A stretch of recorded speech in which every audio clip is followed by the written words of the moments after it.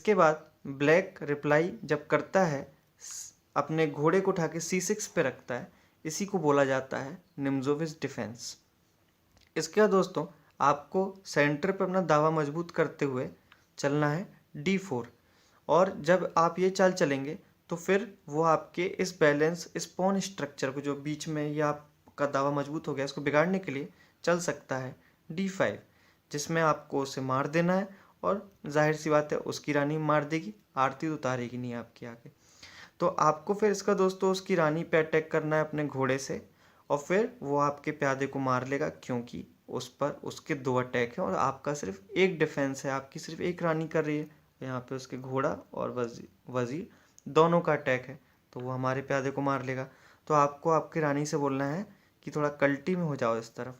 तो फिर उसका ऊँट निकल के आएगा दोस्तों, और आपकी रानी पे फिर अटैक करेगा, क्योंकि वो सपोर्टेड है, उसका जो ऊँट है वो, उसकी रानी सपोर्टेड है।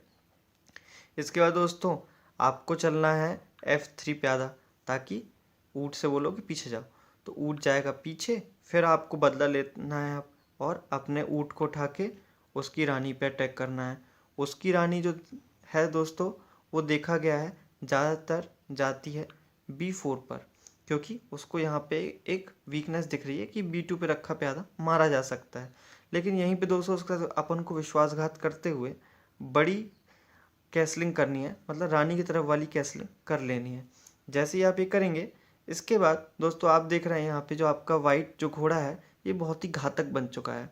अब ये यहाँ पे 2 घर ऐसे हैं, एक तो ये D5 और एक घर है B5। जैसे ये दोनों जगह पे आपका घोड़ा जब आगे जाएगा, तो अगली चाल में वो फोर्क लगाना थ्रेटन करेगा सामने वाले को, जिसके फोर्क में फंसेंगे राजा जी और उनकी सवारी हाथी जी।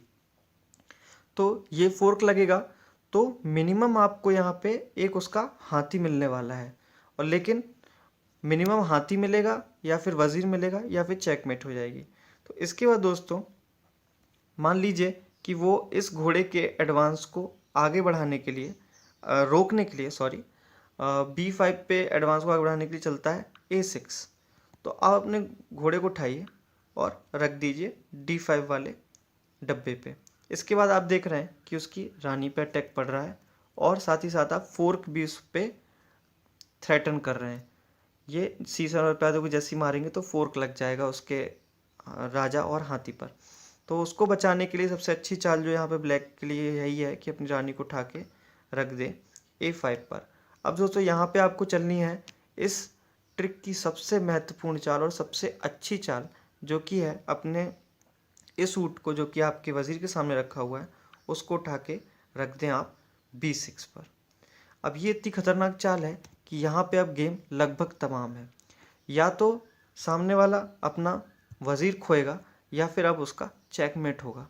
अगर वो अपने वजीर से हमारे ऊँट को मारता है तो फिर उसकी वजीर मारा जाएगा, जाहिर सी बात है ना। ये घोड़ा यहाँ बैठा है, घास खाने के लिए नहीं बैठा है, मारेगा उठ के। और कहीं उसके अगर प्यादे ने हमारे B6 वाले ऊँट को खाने की कोशिश करी, तो अगले ही पल उसका चेकमेट हो जाएगा। ये लीजिए, ये हो गया चेकमेट। राजा जी कहीं जा भी नहीं सकते हैं, यहाँ पे हमारा हाथी खड़ा हुआ है और सामने हमारा वजीर तो है ही है। तो ये हो गई इनकी यहाँ पे चेकमेट। और अगर वो वजीर से मारते तो उनके ऊँट की तो उनका वजीर मारा जाता। तो दोस्तों ये थी हमारी ट्रिक, जो कि मुझे लगती है एक अच्छी ट्रिक है, काम कर सकती है। तो मैं आपके लिए लेके आया था ये। और